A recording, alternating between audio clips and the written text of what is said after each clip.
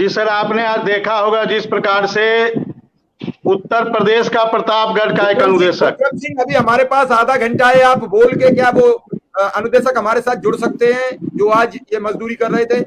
आप अपना वक्तव्य देने के बाद किसी को बोलिए कोई फोन करे और उन्हें जोड़े, या मेरी डिबेट सुन रहे हो तो वो आपको मैसेज दें या मेरे नंबर पर मैसेज दें। ऐसे व्यक्ति को जोड़ना बहुत जरूरी होता है तो पीड़ा के खातिर आज गड्ढे खोद रहा है डिग्री लेने के बाद। जी सर, अभी मैं जोड़ूंगा उनको। तो चूंकि जून का महीना हम लोग के लिए सर बहुत विकट महीना होता है और एक एक हम लोग इतना परेशान हो जाते हैं जून के महीने में, चूंकि हमको अब जो मानदेय मिलेगा वो अगस्त में मिलेगा। चूंकि जून का जुलाई में मिलता है वो जुलाई मिलेगा नहीं, अब अगस्त में हमको मानदेय मिलेगा। और कुछ ऐसे जनपद होंगे जहां पे नवीनीकरण नहीं हो पाया होगा तो उनका मानदेय न जाने सितंबर, अक्टूबर, नवंबर, दिसंबर तक मिलता है सर। ऐसी भी समस्याएं हम लोग के साथ होती है सर। अभी देखिए हमारे मानदेय को आप बढ़ाने को तैयार नहीं है, जबकि अभी आज ही मैसेज आया है प्रधानमंत्री जीवन ज्योति बीमा योजना जो 333 रुपया प्रति साल था उसको बढ़ाकर 436 रुपया कर दिया गया। वहां पर तो आप बढ़ाओगे लेकिन अनुदेशकों के साथ आप नाइंसाफी करोगे। अभी मैं आज ही पेपर में पढ़ रहा था उत्तर प्रदेश में नए विधान भवन बनाने की तैयारी शुरू होने जा रही है। जो पुराना विधान भवन था वहां माननीय लोग नहीं बैठेंगे क्योंकि उत्तर प्रदेश एक गरीब देश राज्य है। यहाँ अनुदेशकों को देने के लिए, शिक्षा मित्रों को देने के लिए, प्रोफेसर साहब को देने के लिए, रोजगार सेवक, ये जो हमारे चौकीदार भाई है इनको देने के लिए पैसे नहीं है, लेकिन नया विधान भवन देने के लिए इनके पास पैसे हैं। राष्ट्रपति महोदय आएंगे, उसमें अरबों करोड़ों अरबों रुपया खर्चे होंगे। गोरखपुर की सारी सड़कें, सारे रोड एकदम चकाचक हो जाएंगे क्योंकि वहां पैसे की कमी नहीं है। लेकिन अनुदेशक जून महीना में अपना परिवार कैसे पाले इसकी चिंता करने वाला इस देश में, इस प्रदेश में कोई नहीं है सर। तो हम किस प्रकार से लगातार आपके माध्यम से हम लोग अपनी आवाज को उठाते चल रहे हैं, लेकिन हम लोग की बात को कोई सुनने वाला नहीं है सर। क्योंकि राम राज्य की बात करते हो अच्छी बात है, लेकिन राम ने तो अपने वचन को निभाया था। अपने वचन निभाने के लिए ना जाने कौन कौन सी कार्य किया था और आपने तो स्वयं वचन निभाया था। कहा था कि 2019 के पहले हम उत्तर प्रदेश के अनुदेशकों को नियमित कर देंगे। ये माननीय मुख्यमंत्री जी ने मुझसे कहा था सर 6 अप्रैल 2017 को। तो ये राम राज्य की सरकार है। देखो विक्रम सिंह, जल्दी से रास्ता पहले मुलाकात की बने। जो बीच में गलत फहमियां अधिकारियों ने बना दी है कि शिक्षा मित्र और अनुदेशक फला फला पार्टी के एक फील्ड में डाल दिए। जो सरकार का कर्मचारी है वो किसी पार्टी का प्रतिनिधि नहीं होता है। सरकार का कर्मचारी सरकार का होता है। कल बसपा की सरकार थी तो उसे बसपा की सरकार की बात सुननी थी। सपा की सरकार आई तो सपा की सरकार के साथ चला गया। भाजपा की सरकार आई तो भाजपा की सरकार के साथ चला गया। क्या सरकार के दिए गए गाइडलाइंस को फॉलो नहीं करता है? क्या सरकार अगर काम कुछ देती है, चाहे वो जनगणना मतगणना जो भी देती है, वो विधिवत संपन्न कराता है कि नहीं कराता है, तो वो सरकार का कर्मचारी माना जाता है। मेरा अपना आकलन है, किसी पर आरोप लगाना जातिगत या सिस्टमैटिक मेरा बिल्कुल इसके इतर काम। मैं सीधा एक त्रिभुवन सिंह से सवाल छोटा सा कमेंट करूंगा। त्रिभुवन सिंह, लगातार जिस तरीके से बीजेपी नेता आश्वासन दे रहे हैं, हो सकता है तो शिक्षा मित्र का भी भला हो। और मेरा तो अपना यही उस परमपिता परमेश्वर से प्रार्थना है कि सभी संगठनों को एक इज्जत का काम और एक ऐसा मानदेय मिलना चाहिए कि वो 2 जून की रोटी इज्जत आबरू के साथ खा सके।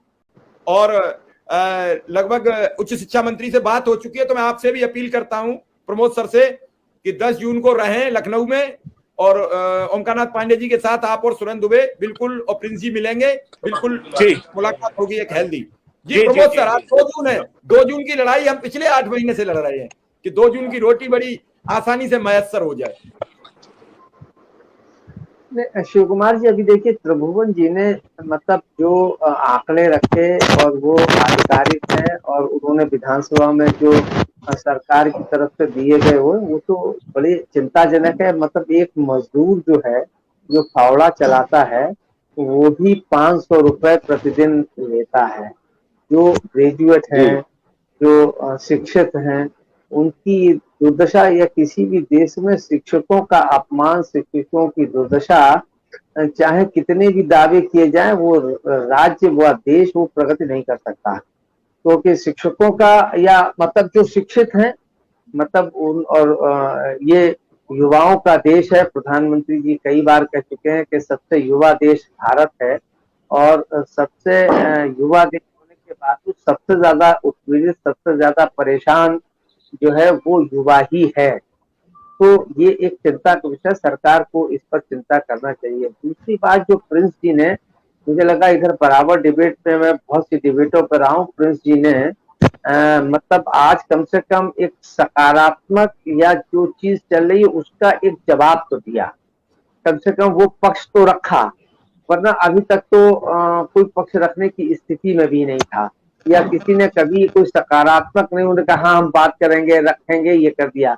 लेकिन इन्होंने कुछ थोड़े से तथ्यात्मक रूप से कि नई शिक्षा नीति है, उस पर विचार कर रहा है, कोर्ट में मामला है, वो हट जाए, रिपोर्ट आ जाए, इसके बाद विचार होगा और जल्दी ही इस पर कोई समाधान निकलेगा।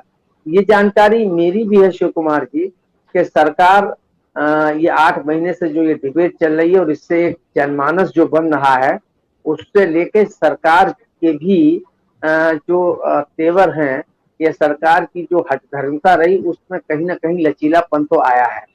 और सरकार भी अब इस पर चिंतन कर रही। मैंने कल भी आपके उसमें कहा था कि जल्दी कोई ना कोई समाधान होना चाहिए, ऐसा मेरा विश्वास है। तो ये बात मेरी भी जानकारी में है कि सरकार सभी कर्मचारियों के, खाली शिक्षा मित्रों की नहीं, या असिस्टेंट प्रोफेसर की नहीं, या चौकीदार की नहीं, बाकी सभी पर वो इस जो 8 महीने से इस पर हल्ला बोल चल रहा है, उसका एक बहुत नहीं लेकिन एक असर तो हुआ है। और उसका लाभ मुझे लगता है कि सरकार 2, 4, 6 महीने में कोई ना कोई इसमें, अब वो एक साथ तो सब सारी चीजें नहीं हो पाएंगी, लेकिन कुछ ना कुछ होना चाहिए, ऐसा मैं उम्मीद करता हूँ।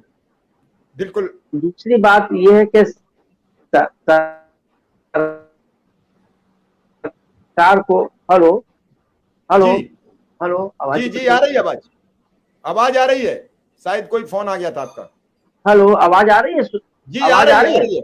आ रही है प्रमोद जी। अच्छा, सुन रहे हैं, अच्छे से सुन रहे हैं। दिवाली के बाद आपको पहली बार सुनने का अवसर हमें प्राप्त हुआ है जी। नहीं नहीं इधर इधर इधर तो वो विजुअल्स आपके चले गए, इसलिए मुझे लगा कि क्या बात है। तो कोई फोन आ गया आपका। दूसरी, हाँ चलिए कोई बात नहीं, आप लोग दिखाई नहीं दे रहे हैं, आवाज तो सुनाई दे रही है। तो देखिए, दो चीजें हैं कि सरकार उत्तराखंड का भी अभी जो जिक्र किया है, तो उत्तराखंड में यहाँ से ज्यादा है, सब पूरे देश में सबसे ज्यादा उत्तर प्रदेश के लोग ही सबसे ज्यादा परेशान है, सबसे ज्यादा चिंतित है। जो आप लखनऊ में रहूंगा, और दूसरे जो कल आपसे कहा था, क्योंकि प्रधानमंत्री आ रहे हैं, मैंने संदेश वहां तक पहुंचवा दिया है, क्योंकि प्रधानमंत्री हैं, फिर राष्ट्रपति हैं 5 को शायद यहाँ, तो ये 2-3 दिन तो वो उनकी व्यस्तता कुछ ज्यादा है, और स्वाभाविक भी है। तो अब अगर बात हुई है 10 तारीख को, तो 10 तारीख को हम भी रहेंगे, और जिनसे कहा है उनको भी मैं बुलवा लूंगा, ताकि बैठ के वहां प्रभावी ढंग से बात हो। बिल्कुल बिल्कुल सही कह रहे हैं सर आप, और मुझे उम्मीद है कि जल्द ही सभी संगठनों की एक-एक करके। हेलो जी जी जी, दोबारा आप एंट्री कर लीजिए एक बार। मुझको लग रहा है कि शायद आपका कुछ नेट इशू ठीक है, आपकी आवाज नहीं आ रही थी, इसलिए मैंने